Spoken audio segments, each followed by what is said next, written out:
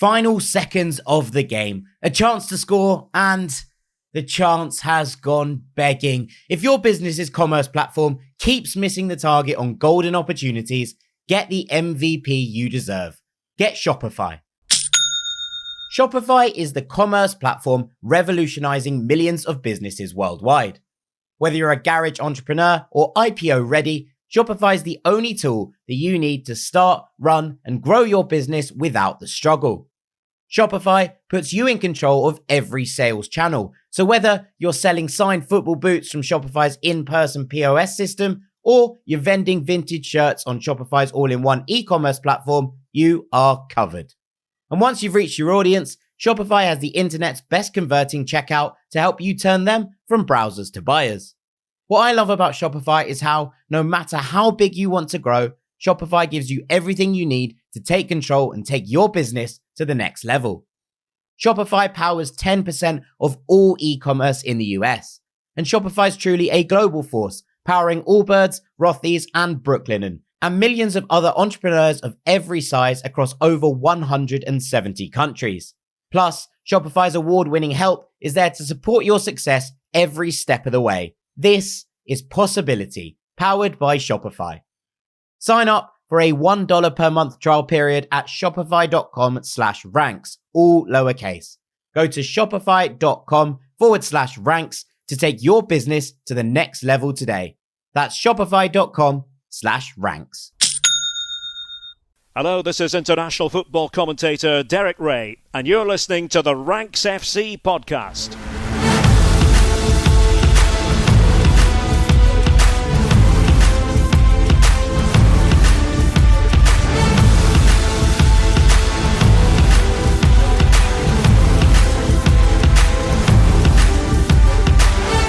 Hello, Rank Squad, and welcome to Ranks FC. It's your favourite podcast, back for another week. My name is Jack Collins, and I'll be your host today as we talk about some of the players who need a transfer this summer and some potential landing spots for each of them. I'm joined, as ever, by my co-host, my friend across the water, Mr. Dean Jones. How you doing, mate? It's always sunny in San Diego, Jack. I'm very happy. Obviously, just made this transfer myself, haven't I? New house that we finally got into last week. New phone, finally got the phone contract sorted. I'll talk about that later. New beginnings, new everything basically at the moment for me. But same old thing is covering transfers. So it's been a bit different to do it on a different time zone. It's actually quite fun doing it on different time zone because when everybody else is asleep, you can kind of reflect on stuff that's already out there for the next day. You can get ahead on your messages that need to go out for the next day. And you also got the in-between hours to catch up on anything that you've missed. So yeah, it's going all right, mate. It's going quite well. And I'm excited about this episode that we've got lined up. Yeah, I mean, the time difference does have some positives attached to it, I think. The 5 a.m. starts aren't always great, but yeah. Yeah. I was going to say that's not what I would be enjoying, but we are where we are, and we've got loads to get through. So I think we're going to just get stuck into it. I'm going to throw some names at you. You're going to let me know what the situation is, and then we're going to work out some landing spots together. So let's start with Kalvin Phillips, who is back at Manchester City and back in Manchester City pre-season training after that pretty disastrous half-season spell at West Ham United that took up the latter part of the last campaign.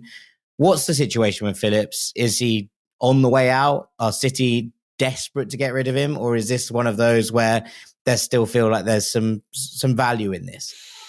Yeah, he hasn't got a future in this Man City team. There's no reason to believe that that's going to change. They're open-minded about what could happen in terms of him leaving. Don't think we're at a stage when you're ever going to get your money back on Kalvin Phillips. And obviously it's an opportunity for other clubs to now try and make the most of that and try and get a deal. There have been reports actually the last couple of days around Kalvin Phillips that he's kind of getting tired of the Premier League. That's what West Ham did to him, I think, on the back of what's happened at Man City. But I reported, I think it was last week, that Everton had real interest in trying to sign Kalvin Phillips if the right sort of deal could open up. I believe that's still on the table, but they would probably want a loan. And at the moment, they're trying to do a few different types of loan deal. And they don't really have the space to do that. because they've already got a loan deal in place. So, yeah, it might be slightly tricky for him to get to Everton, but at the moment, that is the one that looks most likely. I mean, let's be honest, that's do or die for him in the Premier League. Because if you go to Everton and that doesn't work out, I think you're done. If you have another move like this that just doesn't work, it's not a good place to be. It's very strange. Obviously, Kalvin Phillips, only 3 years since he was like a pivotal part of the England midfield. And, you know, people were loving Kalvin Phillips and what he brought to a team and the partnerships that could be built around him. But we are at a point when he's seriously got to consider what is best for his career. I'm not sure that that's definitely Everton, but that's the one that's on the table right now. It's funny, isn't it? Because obviously Amadou Onana's moved to Aston Villa. I've quite enjoyed the discourse around that because Everton fans don't seem too bothered that Amadou Onana has left to go to Villa. Villa fans are relatively excited. And I can understand why Everton fans feel like that. He's one of those players that everything seems to be right, but something's never quite clicked for me. You know, every time I've watched him, I'd be like, yeah, good. But I wasn't quite sure about the valuations being thrown around for Amadou Onana. Now, Villa have obviously paid that. Everton have taken it. That will help, hopefully, in terms of getting their monetary things in order a little bit more, considering all of the chaos that's been going on around Everton. But it does feel that with them losing Onana and with Fulham losing João Palhinha, those are two systems or two places where a defensive midfielder in the mould of Kalvin Phillips could potentially land. Now, Marco Silva has been running a rejuvenation clinic at the Cottage, as we know, for the last couple of years. And it has been quite impressive to see the way that he's turned around the careers that a lot of people thought were finished. The likes of Andreas Pereira, after that spell at Manchester United that never really worked out. The likes of Willian, everyone said he was finished after his spell at Arsenal and that disastrous return to Brazil as well. Watching those players kind of have that second wind under him makes me think that that's a potential, mover at some point. But I think with Kalvin Phillips, and it's interesting what you said about him potentially seeing his future elsewhere now. If I was him, I would be getting out of the Premier League, getting out of the glare, getting out of the spotlight and just finding somewhere where I could, find a space to rebuild my career. Now, if City did think there was still value there, then a move to Girona, as we know, one of City's sister clubs, might not be the worst thing in the world. Now, obviously, there is Champions League focus there, so maybe it's not quite as out of the spotlight as some might imagine. But Alex Garcia was another player who has, tipped to have a bright future at Manchester City. Didn't work out for him there, had a bit of time bouncing around, eventually landed at Girona and has brought himself back into spotlight, one of the best midfielders in La Liga last year, earned that move to Bayer Leverkusen, who are obviously reigning German champions. So it's been a good spot for someone to be able to rebuild and rebuild that reputation. The other place I thought might be quite interesting is Sporting, because obviously fellow Englishman Marcus Edwards went there and flourished. Obviously didn't go straight from the Premier League to Sporting, but ended up there after that spell at Vitória de Guimarães. And he has really kind of shone, and someone who's under consideration now for a big move to the Premier League, someone who Sporting are being like, well, the cost is high because he's been that good. Amorim has had a set of midfielders that's moved through. Obviously, spoke about Palhinha earlier, Matheus Nunes, talking about Morten Hjulmand, who was someone in demand earlier this year. Morita, there's a whole host of midfielders who've come through under Amorim at Sporting and all improved, all worked really well in that system. And I just wonder if that could be the kind of destination in a system that's pretty set, pretty secure, and everyone seems to know what they're doing, that might just about get the best out of Kalvin Phillips again, away from the spotlight it's had. Yeah, I like it. The Girona shout is really interesting. I like the idea of that.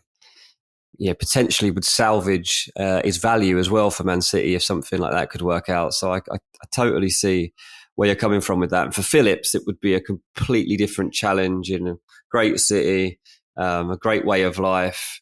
And as you say, it is under the radar in terms of like English headlines and stuff. People aren't going to be watching Girona week after week, no matter how well they're playing over in England. So he said over here then, I'm not in England anymore, am I? But yeah, it's an interesting one. Something has to happen here. He has to leave. Like there is no scope for him to be playing for Manchester City next season. as we sit here right now, unless they have a serious injury crisis in the coming weeks. So it's a good one to get the ball rolling, I think. Yeah, he's a very interesting player, and it feels like an interesting situation.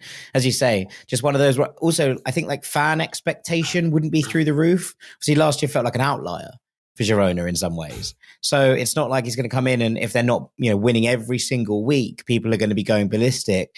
Maybe the potential that you just need that little space to come out of things in a different kind of way. Let's flip onwards because we've got loads. And I wanted to talk about Caoimhin Kelleher, who obviously had a good season, stepping in a lot for Alisson at Liverpool last year. Now, obviously, things have changed. Arne Slot's come in at Liverpool. This is no longer Jurgen Klopp's team. Once described as the best number 2 in world football, which I think was a pretty fair point. But he has spoken about the fact that he feels like he needs, at this point in his career, 25 years old now, to be playing regular first-team football. And that seems to present an opportunity. Yeah, definitely. I think it's in everyone's interest, really, that Kelleher would move on at this point. I don't think Liverpool are closed to the idea of him going by any stretch of the imagination. He's rated at about £25 million, but you might be able to negotiate around that. Obviously, your beloved Ireland would probably like him to be a number 1 somewhere rather than a number 2. Well, Heider Hallgrimsson, who's the new Ireland manager, has apparently already told Caoimhin Kelleher that he wants him to be a number 1 somewhere if he's going to nail down that number 1 jersey for Ireland in the upcoming future. Well, there you go. He was obviously linked with Celtic early in the transfer window, but they ended up signing Kasper Schmeichel. But I think at this stage, Kelleher will be very open-minded about his opportunities. It was interesting the other day that he didn't actually play for Liverpool in their pre-season friendly against Preston. I have to admit, I haven't explored exactly why that was the case, but it did seem strange that he wouldn't play. There wasn't an injury. So there was a couple of players that they came out afterwards and spoke about saying, weren't available for injury. Kelleher wasn't one of them. So it is, I think, interesting at the very least. There you go. So Liverpool not closed-minded about selling him. Kelleher needs more game time and he's not even playing in a pre-season against Preston. Irish manager wants him to go and be a number 1 somewhere. This is a guy that should have really no problem getting a move, but he's got like 6 weeks to sort it out and it's getting pretty urgent. It's a strange one because I was going to come on to Aaron Ramsdale a little bit later, but actually it feels like we could probably put these in the same kind of category at this point because another number 2 at a top level club who is not going to be playing, number 1 minutes unless there's an injury crisis over the course of this season. And I think with Ramsdale and Kelleher both actually, there felt like there was a market starting to open up for a goalkeeper of that caliber. And I'm not saying that they're exactly at the same level, considering Ramsdale has played far more Premier League minutes. But I do think there's similarities between their situations, which mean that these things are quite interesting. And Ramsdale, himself has come out and said, I don't want to do another season like I had last year. That worked out for him in that he obviously was on the plane for the Euros and part of the squad, even if he didn't get any minutes. That's to be expected, given that Jordan Pickford is pretty much undisputed England number 1.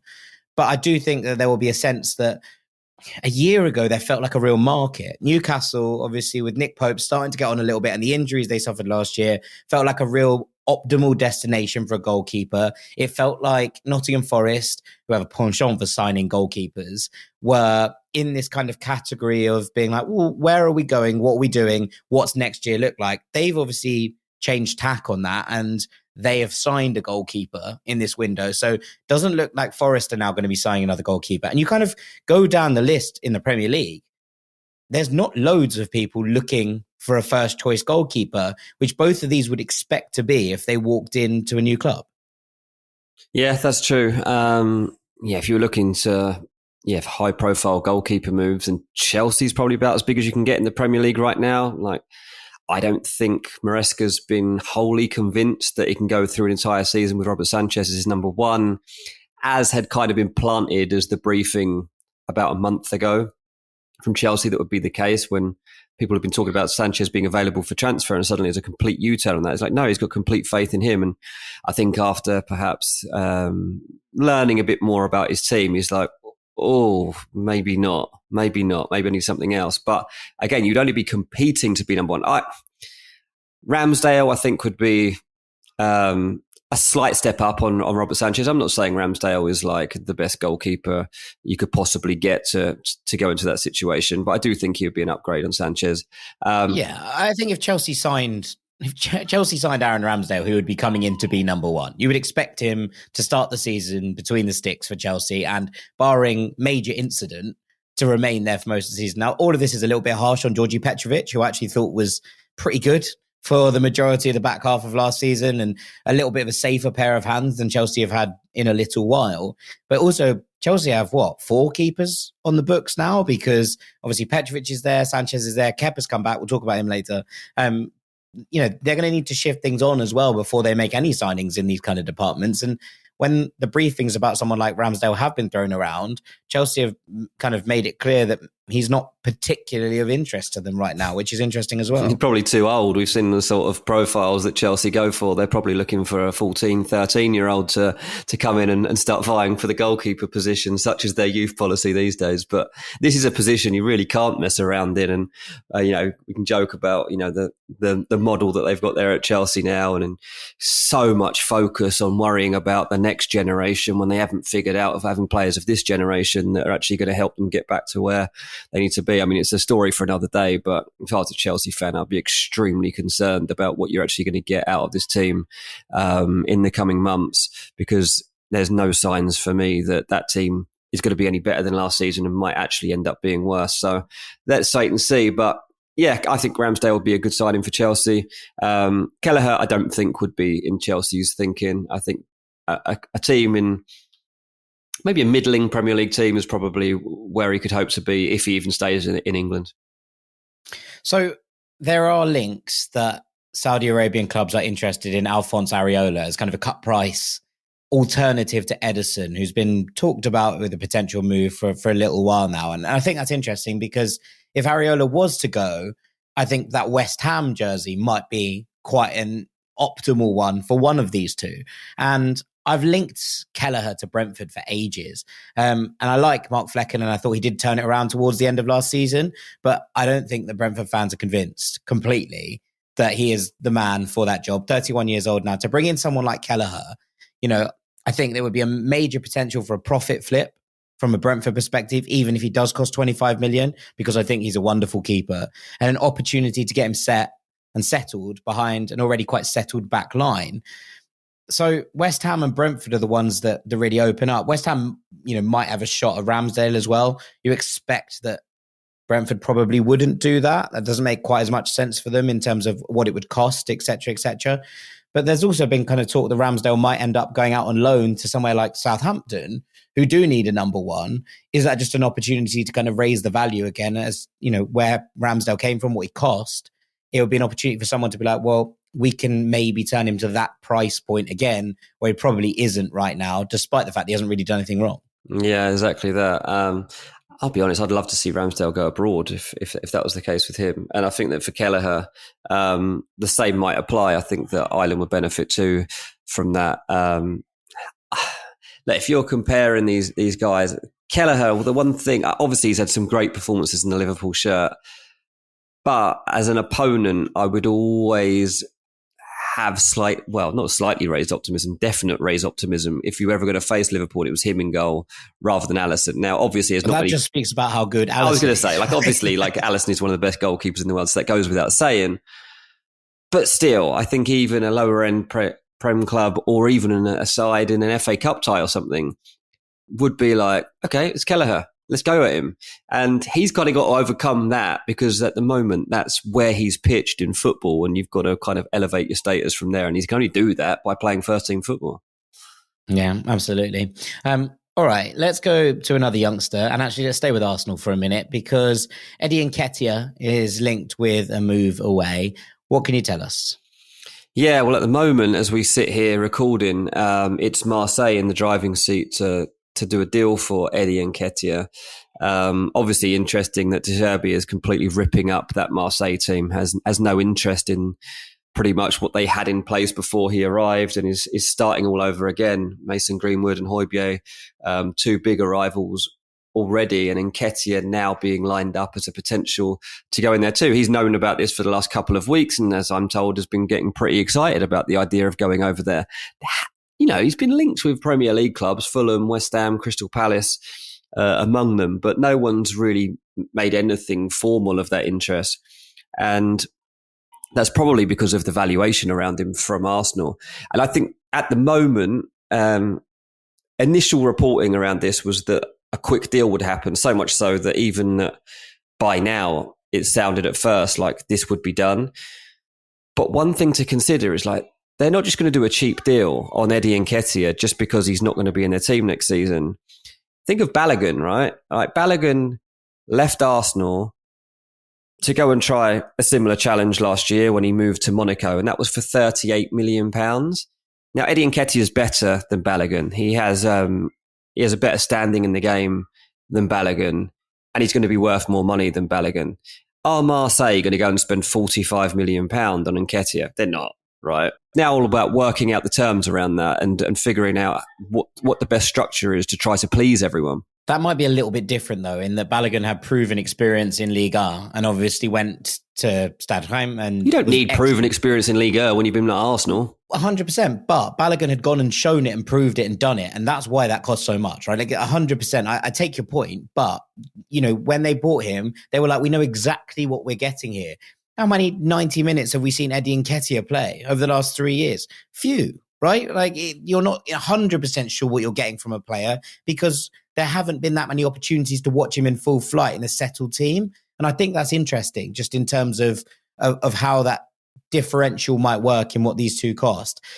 I don't mind this move, but I am starting to worry a little bit about that. They might have too many players vying for the same positions, which might be the same problem. Obviously, they bought Faris Mumbanya from Bodo Glimt in January, who came in, I think he got 3 and 13. Now, Greenwood can play on the wing as much as through the middle, but he has spoken about his preference to play through the middle before. Nketiah plays through the middle. Unless De Zerbi is thinking about playing a slightly different system, and I know he played 2 up top at times at Brighton last year, it is interesting to just see how that might work out, because that is going to be a fight for minutes once again, I think. Mate, go and take on PSG with a front two like that. I think Nketiah and Greenwood as two of the... as an option, at least, to go with the front two, I think is quite exciting. I think that both of those guys have got so much to prove.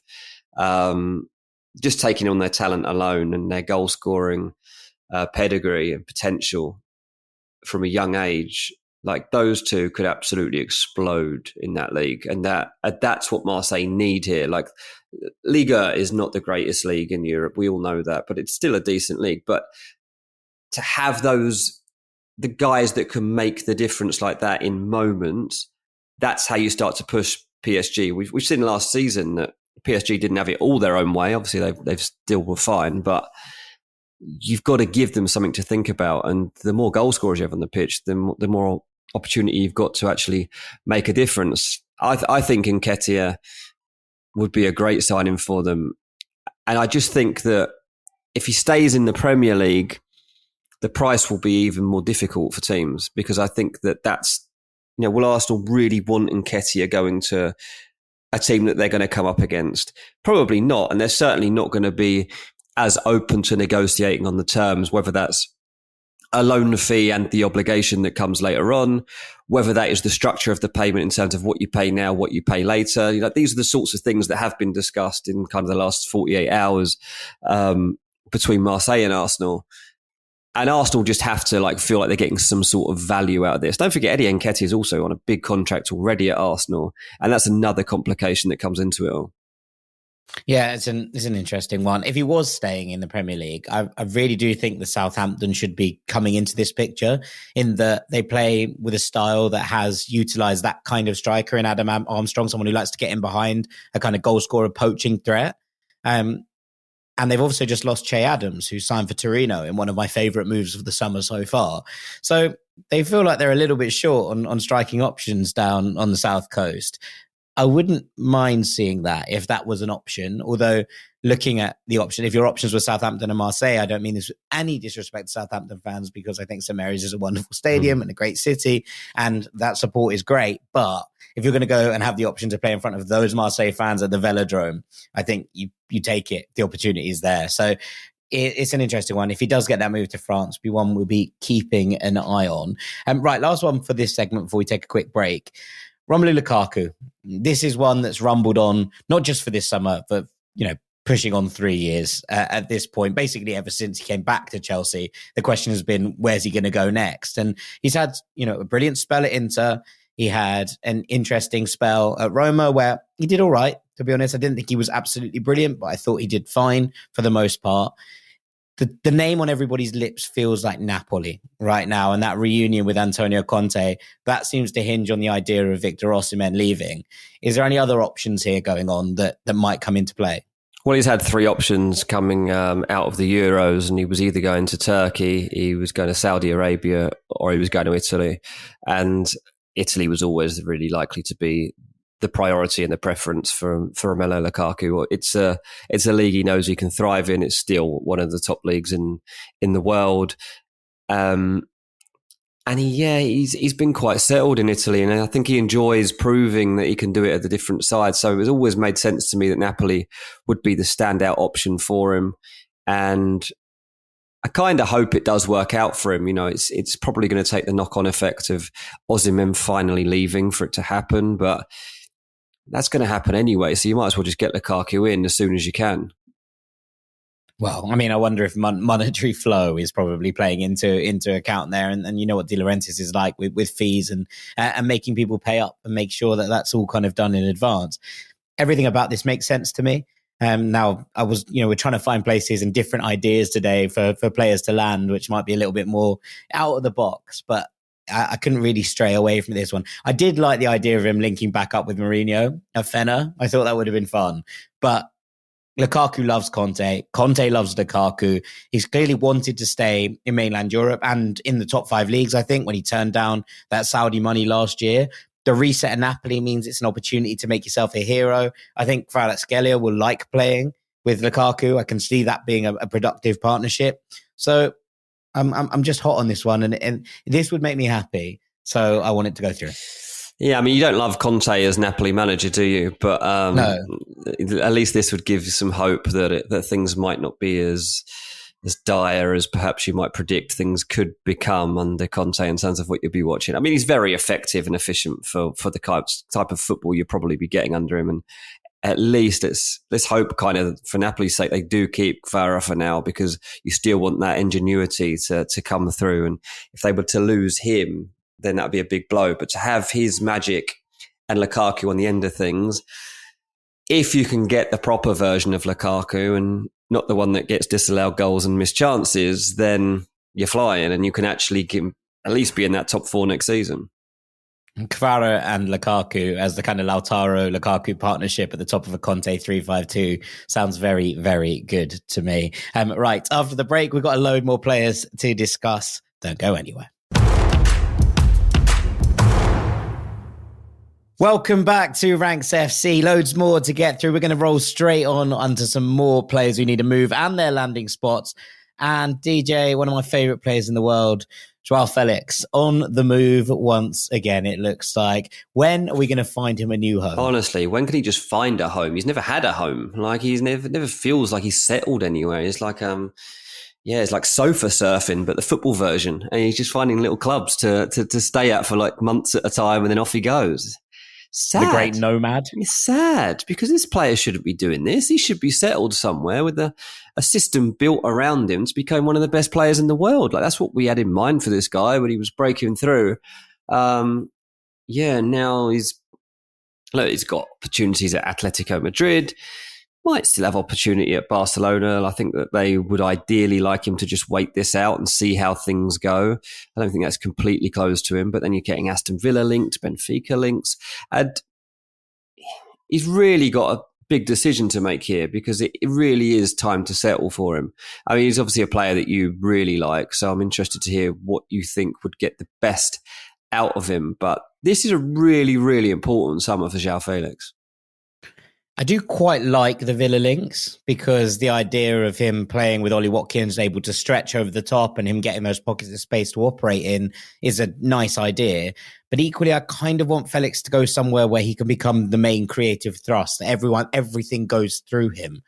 Back to Benfica, I also quite like. They've lost a lot of kind of important talent this year who were getting onwards, Angel Di Maria, Rafa Silva, who were the creative hubs of this team. And there does feel like a little bit of a gap there still at someone who can play in that 10 shadow striker role. But the one I've been thinking about quite a lot is Milan. Now, Milan have obviously changed coaches this summer. Paulo Fonseca has come in. He did play a lot with the 4-2-3-1 in Lille and with that Lille side, sometimes slightly differently, but there was a kind of space for someone. Now, Milan have quite a lot of very talented wide players, but it doesn't feel like there's someone who naturally fits in that 10 spot. If he is going to play with that out and out player, would link him back up with someone like Morata. Now, maybe that's not quite why it worked or why it didn't work at Atleti, but there was senses that maybe could work as a partnership. I don't think they could afford him permanently, but I think there's a gap in terms of the central attacking player who they go through at Milan. And I wonder if a loan might work with some sort of option to buy on it, because that feels like the kind of club where Félix might just be able to rebuild his brand a little bit. I'm seeing like the new version of Kaka here. Is this what we're thinking, Jack? Is it like... It'd be very nice, wouldn't it? Like that honestly is what jumps into my head at a moment when you start to talk like that, because that's the sort of thing that João Félix should be doing at this stage of their career, like being a Kaka type inspiration to a team and having the kind of notoriety that Kaka ended up building. And I don't think he should be avoiding comparisons to players like that either. I think he should be embracing the chance to go and become something like that. And we've seen he's been quite brave in his transfers so far, João Félix. Yeah. Nothing really phases him. Whichever league it's in, whichever club it's at, he'll go and take it on with both hands because he knows he's that good and he has been his whole life. So that's the thing. He was okay at Barcelona. I think this is the other thing. Like he didn't do badly there. But if they're going to sign Nico Williams, which looks likely at this point, if they can afford anybody, then they look a little bit stacked on the wings, and they're not going to be playing with an out and out 10 because that's just not how Barcelona operates. So I don't know if there's a space for him there if that Nico Williams deal goes through, and that's what would worry me if I was him and the whole I'm just going to wait and see kind of vibe. I'm like, go and find somewhere. I just feel like him in Milan shirt would be great vibes. And I would like to see him with that opportunity to go and deliver somewhere differently. Yeah, that would be lovely, mate. Like, I've got a soft spot for Milan anyway, obviously, like through particularly the years that we've been doing this podcast, and I've been watching more and more Serie A again, like I used to in the old days. To see João Félix in a Milan shirt is something I'll be very much up for. At the moment, that doesn't really seem to be one of the options on the table for him. But you never know. We've still got a month or so to go where things will open up for him. I think ideally he'll want something sooner than that because he'll want to be prepared properly for a new season. But a lot of these clubs who are on the continent would prefer him to just wait things out rather than jump into something in the Premier League. Yeah, well, I mean, I think that's probably fair. Villa might have that opportunity to build something, although I do think they'd be better signing Alex Baena to play in that role from Villarreal. So we'll see. We'll see how that one goes. Let's go back to the Premier League quickly. Ivan Toney. Now, I didn't think I'd be saying this, but I'm pretty sure Brentford want to get rid of him. I think they're like, okay, I'm done with this. Obviously, next season his contract runs out. They don't want him to walk for free. And I think that there does feel like a sense that having already bought his replacement in Igor Thiago, £30 million or so, I think they felt like the market was going to be stronger for Ivan Toney than it actually has been. Now he's increased his stock a little bit in terms of what he's done at the Euros, but it doesn't feel like the clubs who were interested in Toney at one point or some point aren't there anymore. Obviously, United have gone and signed Joshua Zirkzee. Arsenal don't look like they're in the market for a forward in that kind of capacity anymore. And Chelsea seem to have gone cold on this one. I think that Brentford are a little bit shocked, it feels like, from the reports you're reading and hearing, that this hasn't gone to the level that they expected it to. Well, his stock was highest when he was banned from football, which is one of the most bizarre things I've ever experienced as a journalist. But Yeah, that 60, 70, 80 million pound price tag that was put on him during that period has slowly started to come down, as I predicted it would. The problem is that nobody wants to pay more than 40 million pounds for Ivan Toney. So that's quite a climb down from Brentford, where they were at one point when they were genuinely briefing people that they felt Ivan Toney was going to be an 80 million pound player coming into 2024. That was never really going to be the case, was it? Nobody was going to go and pitch up 80 million pounds for Ivan Toney. No, but someone probably might have paid 60. Possibly, point, in a different market, possibly. But we haven't really seen that level of spending, and we haven't seen that need for a striker of Ivan Toney's type to go at that level at the moment. So I think that when you consider the options that are now available to him, that Tottenham should really be thinking about this one more carefully. Now, obviously, one of the things that precedes Toney as a reputation, it seems to be within the game that he's considered to be a bit of a difficult person to have in a dressing room. He might have a bit of an arrogance about him, a bit of an ego. That's kind of the reading that I've had from people when I've talked to them about why, for example, Arsenal aren't signing him. They say he's not a good character fit for the dressing room. I'm like, well, that's not good, is it? Like that means you see flaws in his personality and the ways that he could disrupt an otherwise harmonious dressing room. But then you see him on England duty, and he's a bit part player who has actually become a little bit of a cult hero. Like his no look pen obviously was good enough in the first place, but then the social media that came off the back of it with all the fun that they had around it showed that he's willing to have fun with it too. And I think that the fact that he accepted his role as a bit part player, I don't think that's necessarily true, because I think he was actually quite angry when he didn't get on until the final minutes of the group stages. Obviously ended up playing more because it went to extra time and he got into the latter stages, but there was a possibility there that Ivan Toney was playing like 2 minutes or whatever it was of the Euros, and he wasn't happy with that. But you don't want him to be happy, do you? And I think no, absolutely. And also, that's so fair enough. It's one of those ones where I've spoken about that kind of sense of self-belief, and arrogance is used as a negative word sometimes. He is arrogant, but in a way that I think a lot of teams would want. You know, he's like, yeah, give me the pressure. I want all of it. Let me do the things that I'm good at. And I think that there are plenty of teams, and I've spoken about Chelsea before, needing this, especially in that number 9 role, to be like, no, you want them to be like, no, it's me. And I think that Toney has that in spades. And I think it's a real interesting thing that this kind of idea follows him that I don't necessarily buy. I think that self-belief is why he's got to where he's got to. That's what I'm kind of looking at and thinking about at this point. Yeah, I think Chelsea, we still keep in the conversation. They've had interest in him, so they might as well realise that and have it on the back burner. He does.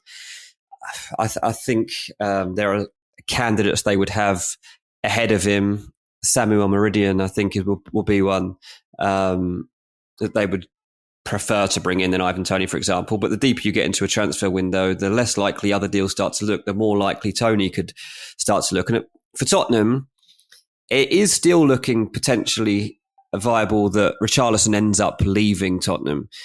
And that means you do have to bring somebody else in. And there's been talk, obviously, around players like Santi Jimenez. There's been talk around Jonathan David. And these are all players that are genuinely on their list at Tottenham. But Ivan Toney is there too. And I think if they could get him for, well, in their eyes, under £40 million, but up to £40 million, let's say, I don't think that's a bad fit for Tottenham at all as like an alternate strike option. Well, I think he'd walk in as number 9. And I think that, you know, part of the reason that people liked him in an England shirt was he does a lot of the things that Harry Kane does really well. You know, the hold up play, the flick-ons, the different bits that get players into different spaces.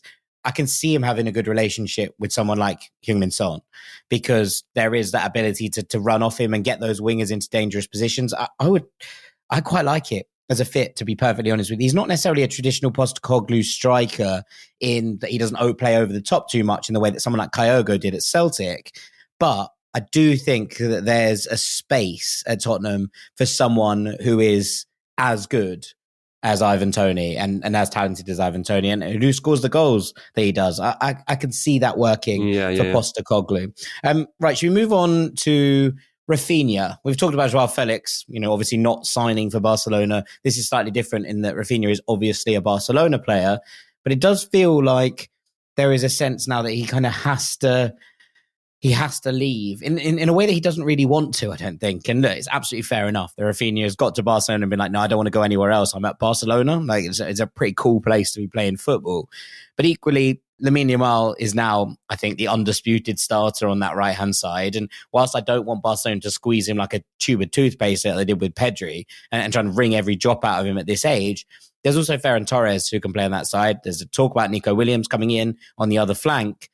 I'm just starting to feel like Raphinha might be one of the only players that Barcelona could feasibly sell now that Ronald Araujo is out for the foreseeable future as well with an injury. Yeah, absolutely. I feel sorry for Raphinha. It feels like from the moment he arrived at Barcelona, he's been so happy to be there, but must have felt like no one was convinced that he should be there. And that's really difficult, in any walk of life, to not feel like you belong somewhere. And he really, really wants to belong at Barcelona. It's just not going to happen, right? They've got bigger aspirations than Raphinha. They shouldn't have signed him in the first place. He should have gone elsewhere. But obviously he wanted to follow his dream. Dreams don't always work out the way you want them to. And now he's going to probably have to reconsider what the next step of his career will be. And the likelihood is that it will be the Premier League that opens up for him best, because that's where the finances are that are going to be able to open up new opportunities. He's obviously been there, he's done it. People can have a relative level of trust. It's just a case of who can and would actually go and sign him. Well, I think Manchester United should be in this conversation. I mean, who says no apart from Leeds fans? And I completely respect that. But there is now a point where United look like they're trying to shift Antony on. And we've left Antony out of this conversation because honestly, I don't know where Antony goes. I don't know who puts that wages on their bill. Even if he gets out on loan, I have no idea. But it looks like United want to get him out of there for a short period at the very least. Now, whether they can do that with his agent being like, nope, he's not going anywhere, is a different question. But if they could move Antony on, whether on loan or permanently, I think Raphinha would be a really sensible move to pick up on the right-hand side. Again, Premier League proven, as you're saying, someone who can create from that right-hand side, who looks to come inside on his left, has a little bit more in his locker, I think, than Antony in terms of what he can deliver, a little bit more creativity, a little bit more goal threat. I do think that if United were going to open something up, and especially with a young front line now that is reliant on players performing to expectations pretty early on, Garnacho, brilliant footballer, but probably best off the left. Talking about Højlund and Zirkzee, who are both youngsters in here. Marcus Rashford, we don't know where he's going to play next year, but what that looks like. Part of me thinks that Raphinha would be a very, very sensible move for United, given what he's delivered already. Yeah, look, not one that I've had many conversations with people around Man United this summer, and none of them refer to Raphinha coming in. But obviously, if Antony was to leave, potentially Jadon Sancho leaves as well, so that's still possible. We've seen Mason Greenwood go. You never know. I mean, there's definitely worse options out there, and that would be a massive upgrade for Man United. As you say, Leeds fans would absolutely hate him for it, but stranger things have happened. It went all right for the last geezer that crossed the divide, eh? Well, who was that? Alan Smith? Well, actually, I was going to say the last geezer, the first geezer maybe, in Canada, but actually I've forgotten all about Dan James, haven't I? So it's... yeah, so, I mean, it actually hasn't worked out that well, but... yeah, it'd be interesting. It'll be interesting to see what Raphinha decides to do, because it's a massive moment in his career. That feels like the kind of move he might... I don't know what his affiliations and the understanding of that relationship between Leeds and Manchester United is like, but it feels like the kind of move that if it was touted, if you're leaving Barcelona to go somewhere else, feels like the kind of caliber of club that you might be like, okay, fair enough. That's a little bit different to maybe some of the other things I was being offered.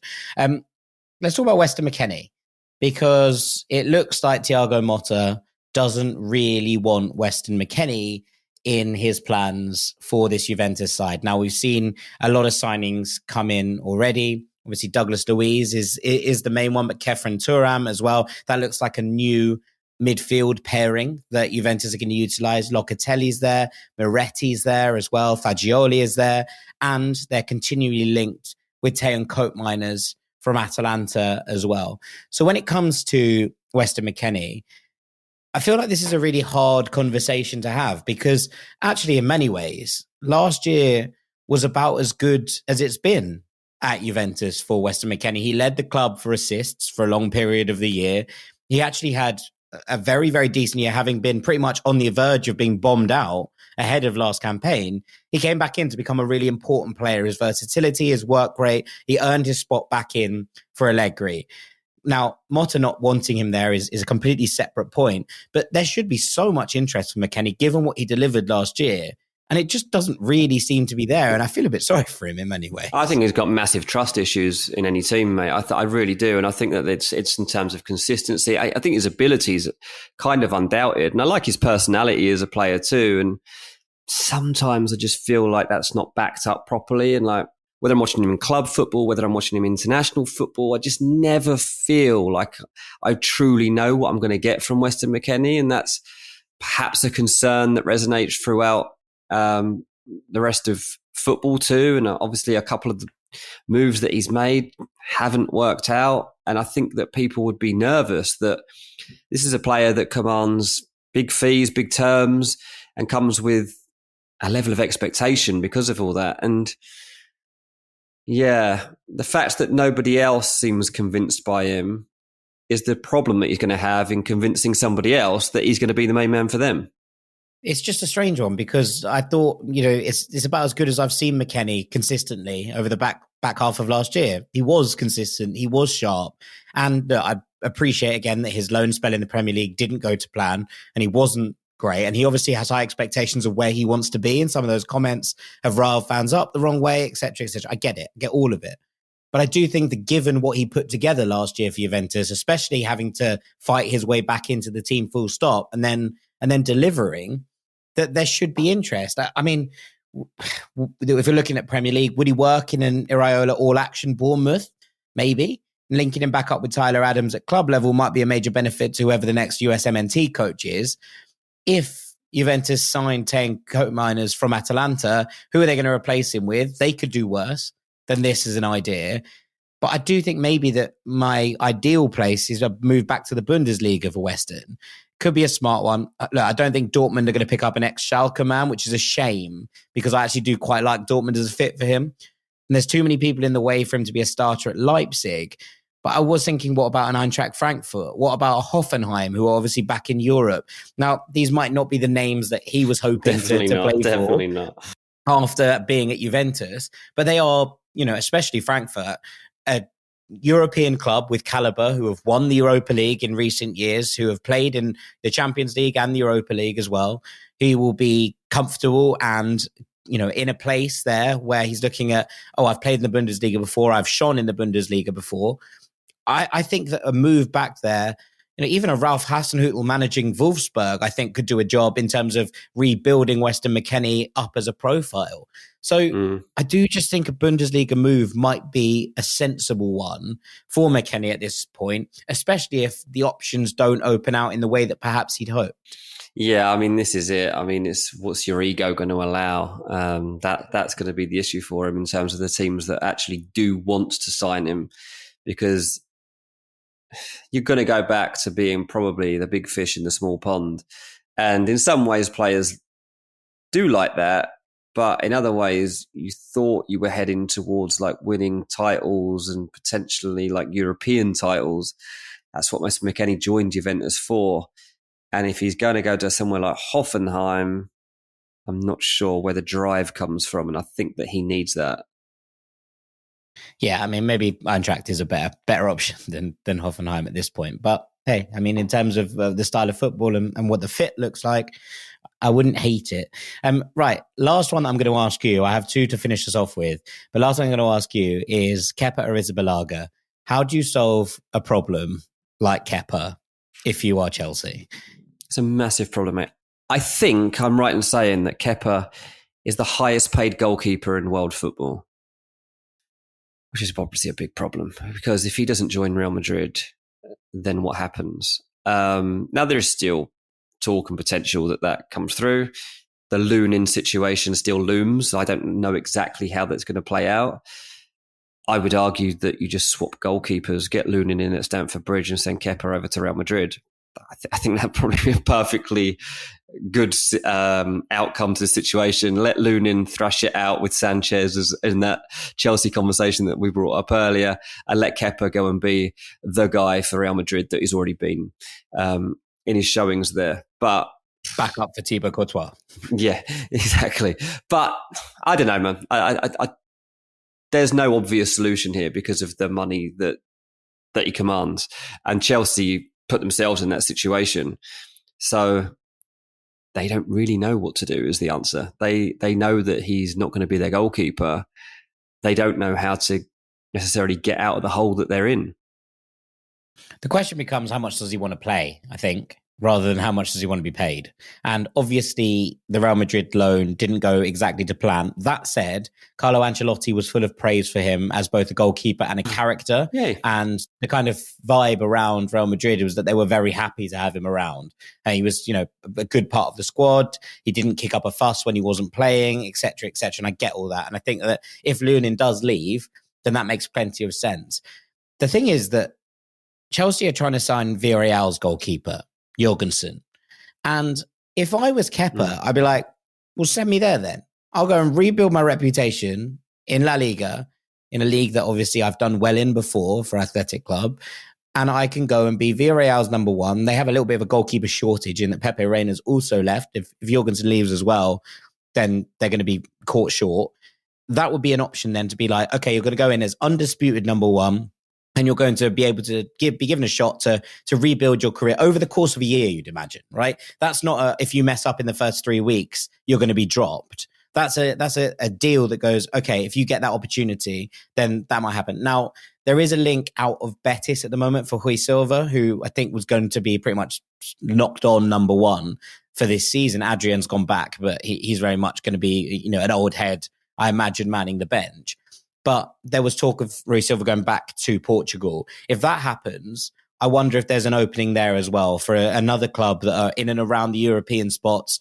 Betis are a massive club in terms of, what they represent, the fan base, et cetera, et cetera. They don't have the trophies to back it up in terms of the support. I think they're the fourth biggest club in Spain. That is a big old stadium, a big old fan base, and a club who want to go and be in these conversations and are very regularly now in these European conversations in the hunt for trophies. That's an opportunity as far as I'm concerned. And I think that if, he's in the market now to go out and be like, right, I need to go and rebuild that reputation, he should potentially be looking away from Real Madrid, much as it is obviously a very impressive and cool thing to be part of the Real Madrid setup. Yeah, you're right about the Jorgensen thing, like Chelsea exploring that one. So perhaps that's where something could open up. But so far doesn't seem to be one of the options seriously mooted. So there's a lot to think about there. Something's got to give. And as I say, Chelsea have got themselves in a real mess by throwing money at somebody. And I would suggest that that's not the last time they're going to have that problem. Well, we've already talked about Lukaku, right, on this podcast, so it's very much not the last time. Just two quick ones from you from Bayer Leverkusen, because it looks like both of these strikers are on the way out, Sardar Azmoun and Adam Hlozek. I have suggestions in terms of both of them, in that Sardar Azmoun has just come back off that Roma loan spell. He didn't get that many opportunities, given that Lukaku was obviously there, and that was a bit of a complicated situation. Did okay when he was called upon, but I don't think there is a world where he becomes a key man in Xabi Alonso's side. So where's he going to get those opportunities to start? Another player really hyped as a youngster, and both of these were very, very highly touted youngsters who haven't really set the world on fire since making their kind of big move, or first big move. But I think Sevilla is a good spot here. With En-Nesyri on the way out, Sevilla are in a place now where they're trying to rediscover themselves. There's a lot of squad churn going on there. I think he's versatile and talented enough to become a main man at Sevilla. So Sardar Azmoun to Sevilla is one that I really like. Adam Hlozek, Girona, Dovbyk replacement. He needs somewhere there's opportunities. And just like I said about Kalvin Phillips right at the start, and look, we're winding this round in the same way. The pressure's off a little bit because Hlozek, really failed to find that solution since leaving Prague for Leverkusen. It just hasn't worked out. The talent hasn't gone away. The confidence firmly has.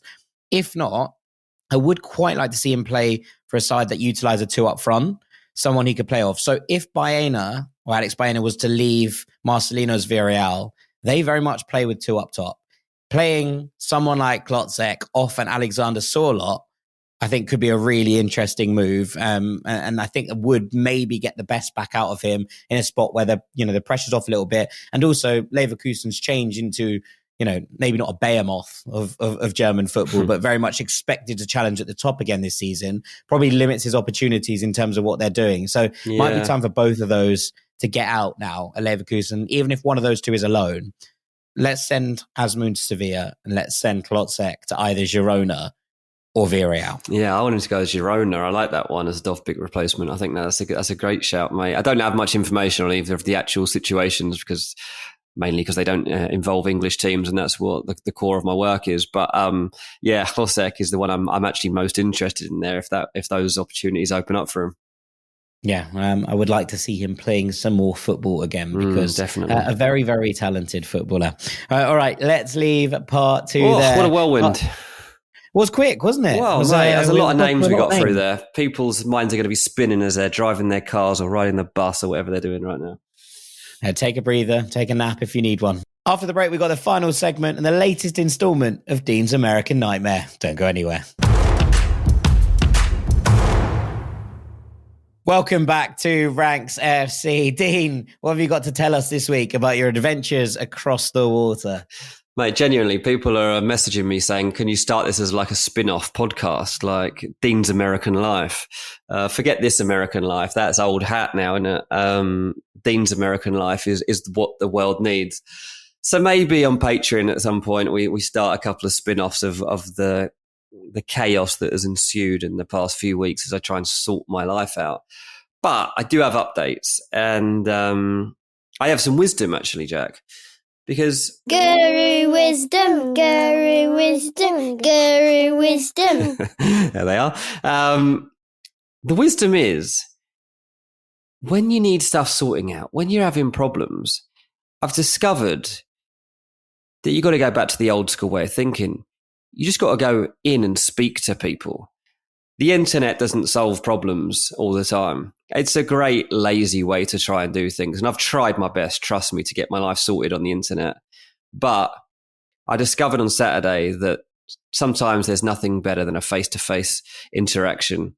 And in San Diego at the weekend, it was the Pride Parade.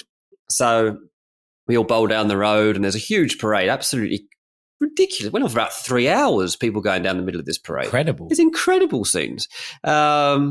Boys had great fun. Everyone's having fun. It was really hot, though.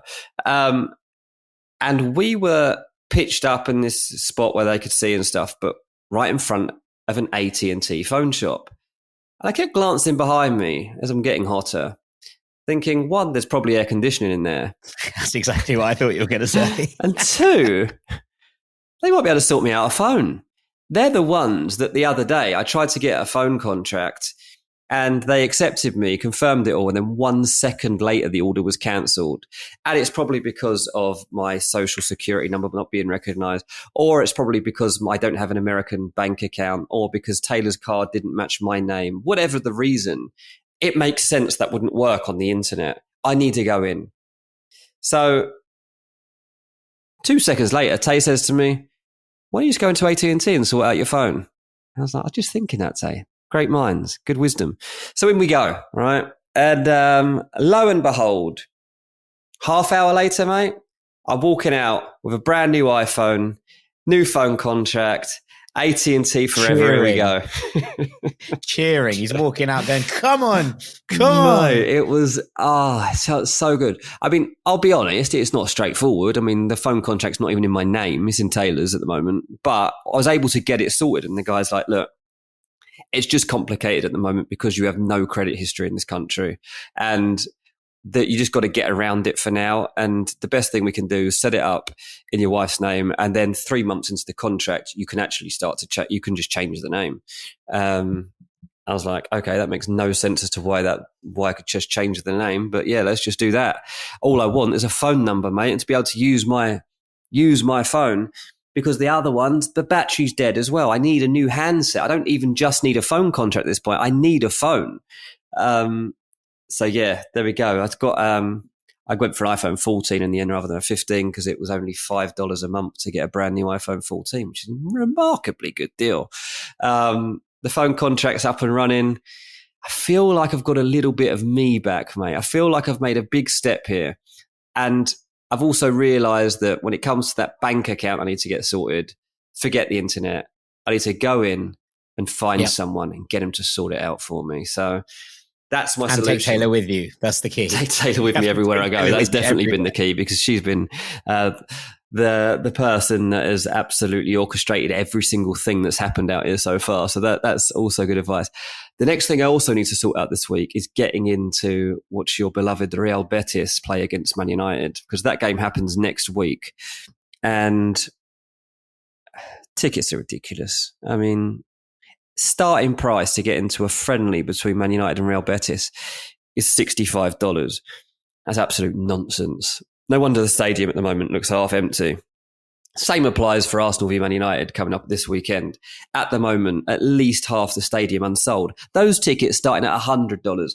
I'm not happy with this. I might have to become, who's the guy, the money-saving guy in England? Martin Lewis. Martin Lewis. I'm going to be the Martin Lewis of soccer in the US. I'm going to be going like I'm going to go storming out the block to try and change this because this ticket pricing for friendlies is just taking advantage of the fan. There's not even kids pricing. Like to take Dylan to Man United v Real Betis friendly is going to cost me $65 for him. Seems to be unfair, yeah. So I need to find someone, go face to face and just say, this is not the price. The price is $30. So here it is. And I'm just going to hand them my money and walk in. You're going to give them $30 and a tenner for Dills and be like, there you go. Honestly, 2 tickets, please. Exactly, mate. Exactly. I'd even just having a chat with someone who I've just been Instagramming who's just in the soccer community out here. And he's messaged me yesterday asking if I was going to that game. I was like, I do want to go and I probably will. But at the moment, I'm just not happy about paying that money. He goes, oh, well, check out this app because I got a good price. I got him for $60. I was like, that's not a good price, mate. Like, it might seem like it compared to everything else, but you're paying... Compared to what it looked like before, yeah. Okay, fine. You're paying $60 to watch a pre-season friendly where they're probably going to rip up the team at half-time. But the thing is, I've got a chance here to go and see João. I've got a chance to see Rashford play and see how he's settling into the team. And I am very intrigued by all of this, and it's quite important as well for my job. Probably, mate, just do it on the business and write it off on taxes. So you might see a little bill go out soon where I just splashed $150 or something on a cut of tickets for me and deal. But don't worry, it's all in the name of business and Ranks FC. Well, okay. How can you argue with something like that? At least you give me the heads up. I'm enjoying that you gave it to me live. We've got there. It's my first mention on air.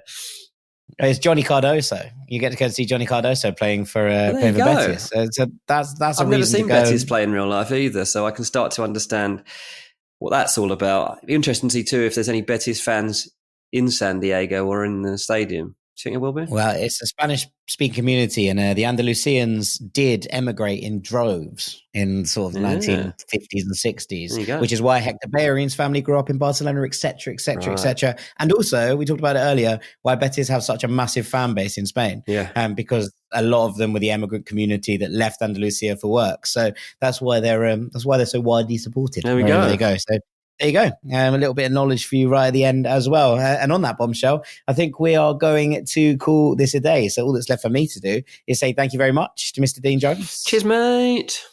I've been Jack Collins. This has been Ranks FC. Thank you so much for tuning in as ever. We hope you enjoyed this fly through a load of players who need a move and some landing spots for each of them. We've enjoyed putting this one together. There's loads more over on the Patreon. Dean's transfer show. I've got something talking about my favourite transfers coming up as well. And there's, of course, a post box looking back at some of the pre-season stuff. A few transfer bits on there. Some international manager bits. Loads to get our teeth stuck into. So that's already up on the Patreon. Link, as ever, is in the description. But for now, thank you so much for listening, and we'll see you very shortly. Take it easy, Rank Squad. Peace. Final seconds of the game. A chance to score, and the chance has gone begging. If your business's commerce platform keeps missing the target on golden opportunities, get the MVP you deserve. Get Shopify. Shopify is the commerce platform revolutionizing millions of businesses worldwide. Whether you're a garage entrepreneur or IPO ready, Shopify is the only tool that you need to start, run, and grow your business without the struggle. Shopify puts you in control of every sales channel. So whether you're selling signed football boots from Shopify's in-person POS system, or you're vending vintage shirts on Shopify's all-in-one e-commerce platform, you are covered. And once you've reached your audience, Shopify has the internet's best converting checkout to help you turn them from browsers to buyers. What I love about Shopify is how, no matter how big you want to grow, Shopify gives you everything you need to take control and take your business to the next level. Shopify powers 10% of all e-commerce in the US. And Shopify is truly a global force, powering Allbirds, Rothy's, and Brooklinen, and millions of other entrepreneurs of every size across over 170 countries. Plus, Shopify's award-winning help is there to support your success every step of the way. This is Possibility, powered by Shopify. Sign up for a $1 per month trial period at shopify.com/ranks, all lowercase. Go to shopify.com/ranks to take your business to the next level today. That's shopify.com/ranks.